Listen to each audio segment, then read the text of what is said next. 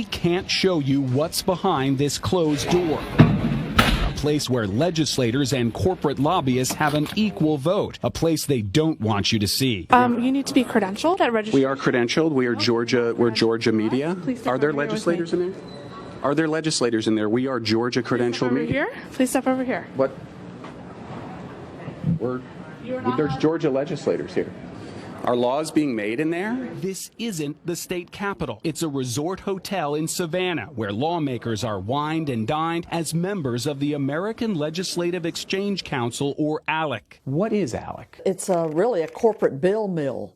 I mean, they're cranking out legislation, putting it in the hands of legislators who go back and file it. Georgia Senator Nan Orrick would know. She was once an ALEC member. What happens in these back rooms? And there are votes taken that have the corporate folks at the same table voting with the legislators on what bills to pick. And that at its core just screams out inappropriate. You're telling me that in these rooms, a corporation has an equal vote with a legislator on a piece of legislation? They absolutely vote, and the truth be told, they write the bills. ALEC bills come complete with blanks where legislators need only fill in their state name, like the Asbestos Claims Priorities Act. This Georgia law that now prevents many asbestos victims from suing corporations matches the ALEC bill clause after clause, often word for word. The final vote was taken here at the Georgia Capitol, but the bill was first approved here,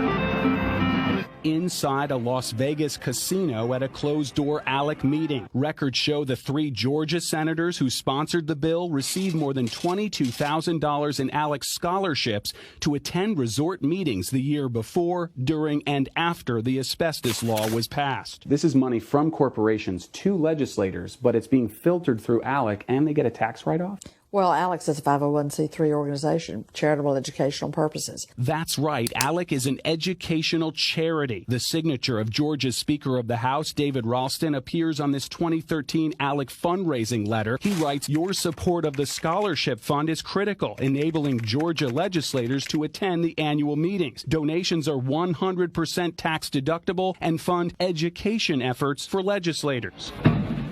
Who's doing the educating? Inside that closed-door committee room in Savannah we couldn't show you, we saw the lobbyist for the cell phone industry seated across from Georgia State Rep Ben Harbin right before we were pulled out. Here we're credentialed to observe legislators here in Georgia wherever they meet to discuss laws. He's calling for backup. ALEC staffers had 4 off-duty sheriff's deputies standing by while we talked with the group's director of communications. Can we do an interview with you? Actually, no.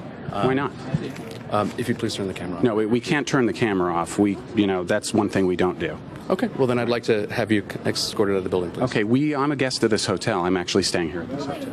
You are staying at this hotel? So here's the question is, if Georgia legislators are meeting here, we're credentialed right here to see Georgia legislators making laws. Are they discussing things that could become law here?